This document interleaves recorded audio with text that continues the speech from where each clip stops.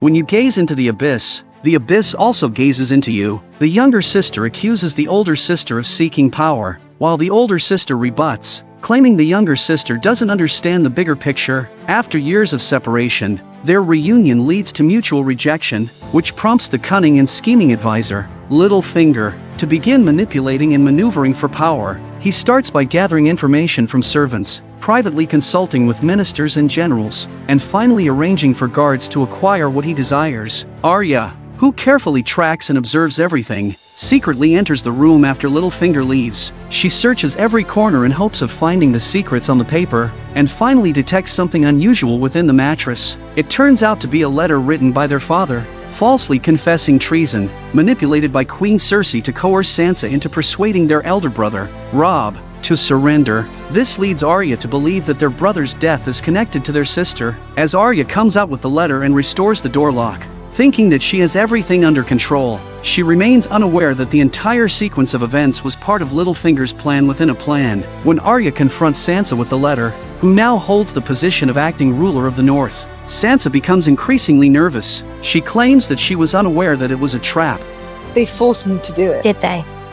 Did they put you on a rack and stretch you until your bones started to pop? You don't know what it was like. I was a child. What would little Lyanna Mormont say? She's younger than you were when you wrote this. Are you going to say, but I was just a child? You're angry. Sometimes anger makes people do unfortunate things. Sometimes fear makes them do unfortunate things. I'll go with anger.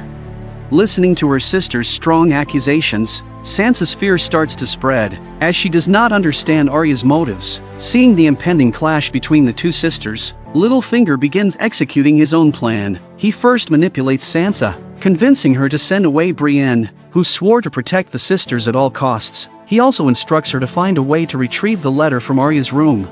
Not what you're looking for. I have hundreds of men here at Winterfell, all loyal to me. What are these? My faces, while I was training to be a faceless man.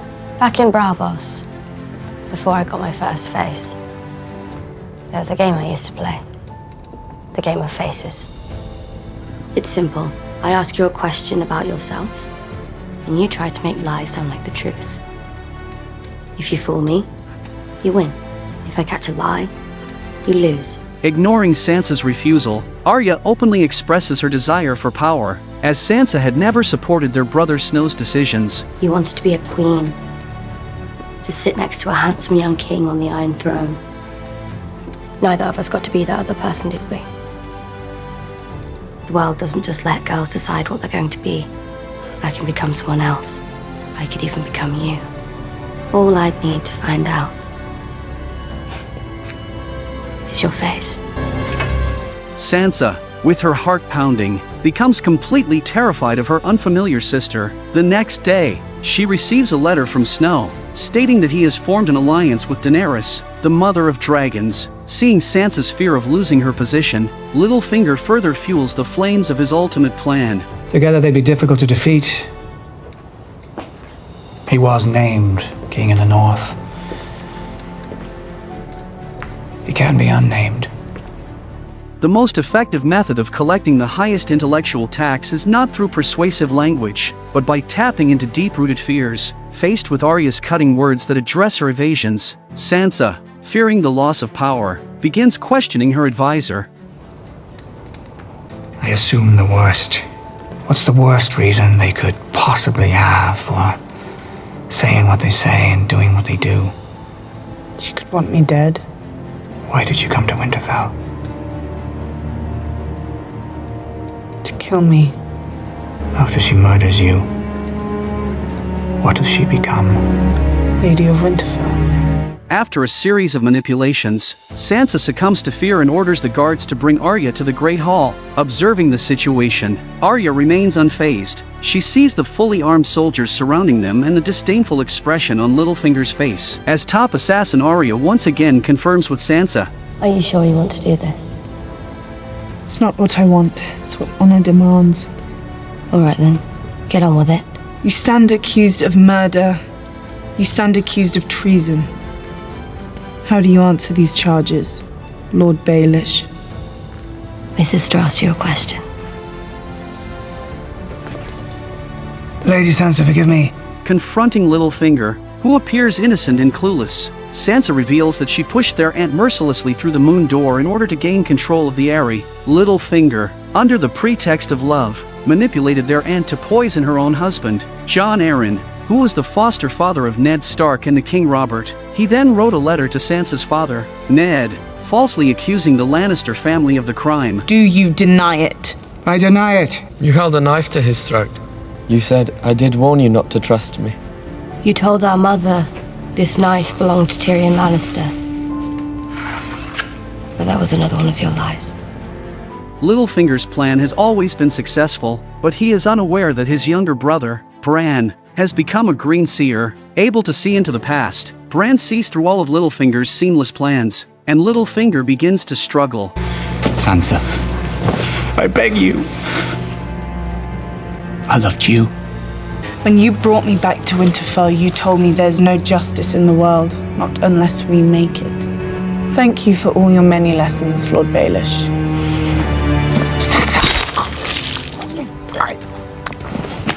As Littlefinger meets his end, Winterfell returns to a state of calm and welcomes a new arrival, Samwell, who had left his studies at the Citadel to fulfill his vow of assisting his brother Snow. During a conversation with Bran at night, Samwell corrects Bran's memories of Snow's parentage. Bran had believed that their Aunt Lyanna was forcibly taken by Rhaegar, the eldest son of the Targaryen family. He's not.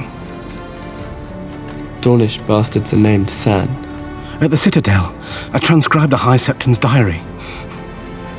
He annulled Rhaegar's marriage to Alyr. Is this something you can see? But Samwell reveals that Lyanna and Rhaegar were officially married, making Snow a legitimate Targaryen. According to tradition, Jon should be called a Targaryen and address Daenerys as his aunt. However, the most pressing matter is the need for everyone to unite against the Night King and his army of the dead.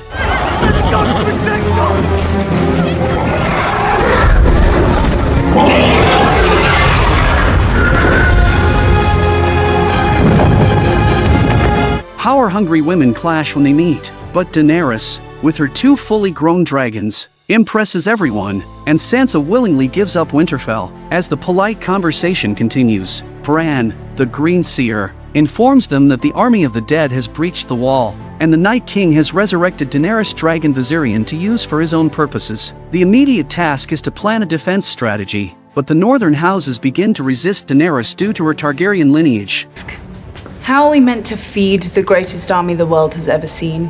While I ensured our stores would last through winter, I didn't account for Dothraki, Unsullied, and 2 full-grown dragons. What do dragons eat, anyway? Whatever they want. Sansa, driven by her desire for power, fails to see the bigger picture. However, Snow, her brother, consistently tries to comfort Daenerys. At night, Daenerys approaches Samwell to thank him for saving Yora's life, but Samwell is shocked to learn that Daenerys executed his father and brother. In Samwell's grief, Bran suggests that he should be the one to tell Snow the truth about his parentage. She executed my father and brother. I'm so sorry. Would you have done it?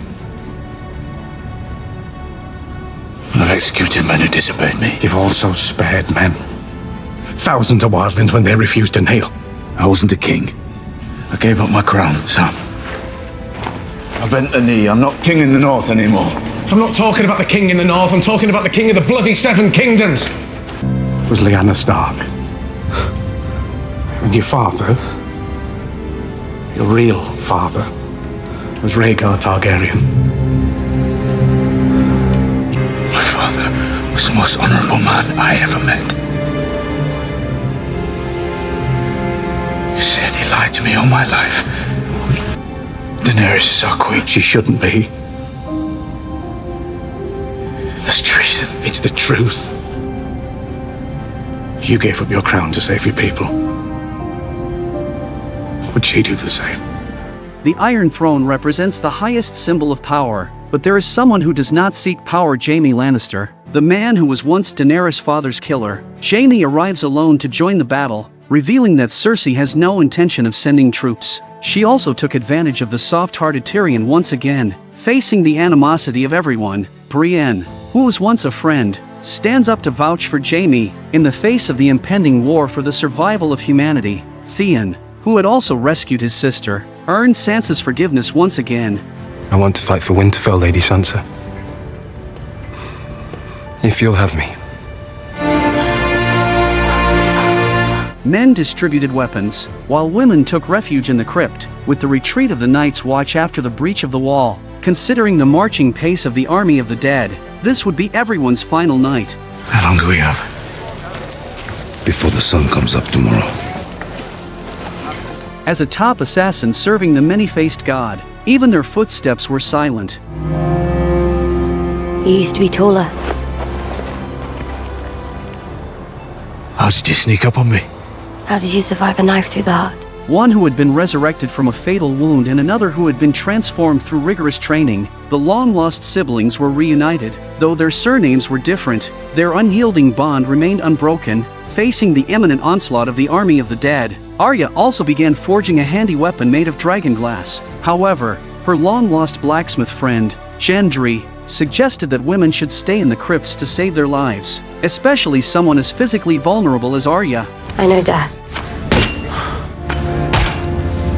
My weapon. I'll get right on it. Weapons made of dragon glass and the scarce Valyrian steel were the most effective against killing and shattering wights, but due to the overwhelming numbers of the army of the dead, the chances of a direct confrontation were extremely slim. Therefore, the key was to find a way to directly target the Night King, the source of their control. Yes, he will. Why? What does he want? And I am its memory. That's what death is, isn't it? How will he find you? Bran, who had already been marked by the Night King in his time-space memories and possessed the ability to traverse dimensions, could see what the Night King was thinking and planning. He also knew the origin of the Night King and the means to defeat the icy magic. To deal with such a formidable enemy, the Night King, who planned to eradicate humanity, Bran suggested using himself as bait. The Night King would surely come to personally eliminate the threat. I took this castle from you. Let me defend you now. We're all going to die. But at least we die together.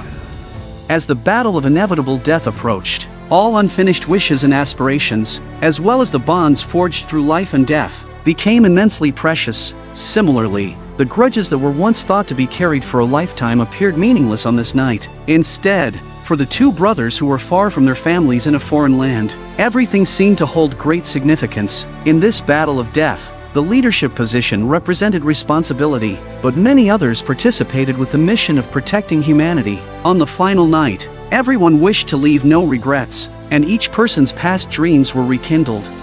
Sir Brienne of Tarth defeated the Hound. Pardon me, Lady Brienne.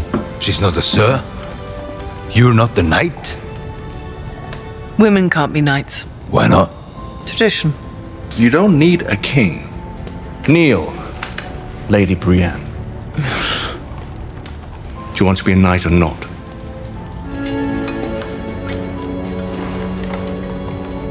In the name of the warrior, I charge you to be brave. In the name of the father, in the name of the mother, I charge you to defend the innocent. Arise, Brienne of Tarth, a knight of the Seven Kingdoms.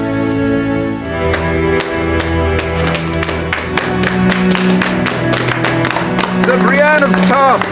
House Mormont, the honorable family known for its men, women, and children, entrusted their legacy to Yora at Samwell's request, hoping to lend a helping hand in the upcoming battle of death. In a similar vein, Snow, facing the possibility of not surviving the night, revealed to Daenerys his true identity as a supposed bastard of House Stark. My name, my real name, is Aegon Targaryen. Who told you this? Bronn. If it were true, it would make you the last male heir of House Targaryen. Daenerys, who had longed for the Iron Throne her whole life, began to weigh her emotions, but at that moment, the Horn of the Whites sounded, signaling the arrival of tens of thousands of Whites outside Winterfell's walls. Despite the infinite determination they had before the battle, Fear began to spread uncontrollably as the Whites closed in. As Daenerys' strongest elite soldiers, the Unsullied formed the second line of defense. The first to face the onslaught were the fierce horse tribes, renowned for their battle-hardened cavalry, along with infantry camps stationed on both sides as reserve forces. The dragons' duty was to protect Bran, so they couldn't stray too far. In the face of the pitch-black darkness devoid of any light, a figure emerged from the flank of the army. The Red Priestess, who had sided with Daenerys and been banished by Snow, appeared just as the battle was about to commence. Do you speak their tongue? Tell them to lift their swords. Ao sonios ilon miskas. Aexio sonio. Ilon misas. Zobrie isas e signo tuledus.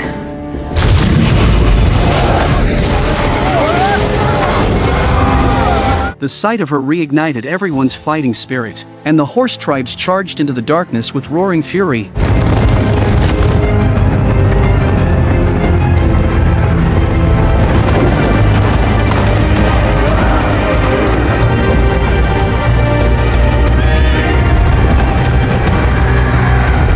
Although the Dothraki cavalry had been victorious in countless battles on this continent, they had never encountered the might of the White Army before. As a result, their cavalry, acting as the vanguard, gradually got overwhelmed and swallowed up. This experience of facing the Whites made everyone who had never seen them before deeply understand the unprecedented sense of oppression. Fortunately, the horse tribes didn't suffer a complete annihilation, but less than half of them returned.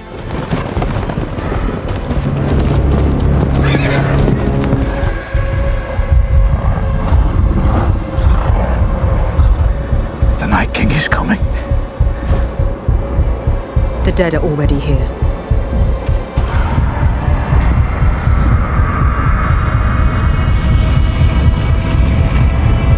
Death itself was not terrifying. What was truly fearsome was the darkness that loomed above death. And within that darkness, a White Army charged relentlessly. They had no specific numbers, no tactics or formations, only mindless undead charging forth. This made everyone even more fearful of this resistance.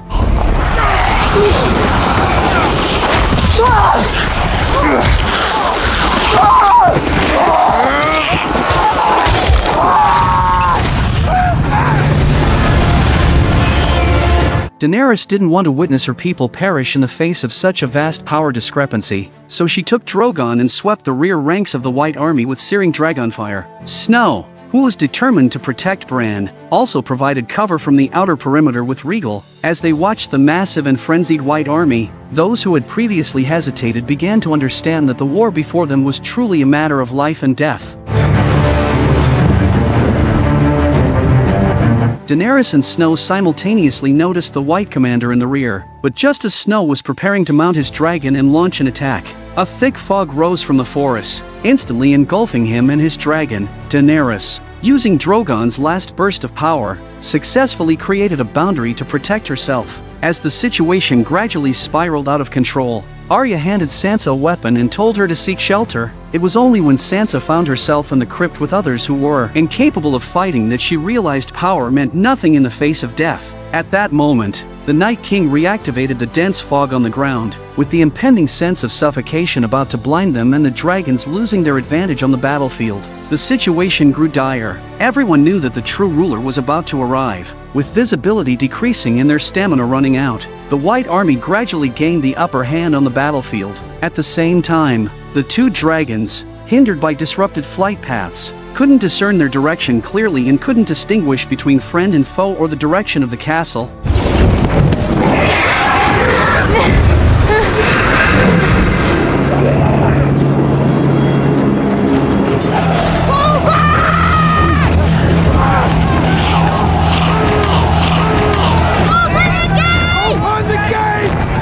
The survivors had no choice but to retreat. Even though they were at a disadvantage, they couldn't afford to sacrifice themselves in vain. As they watched the massive evacuation taking place, Grayscale ordered the Unsullied to hold their ground and protect everyone until the retreat was complete.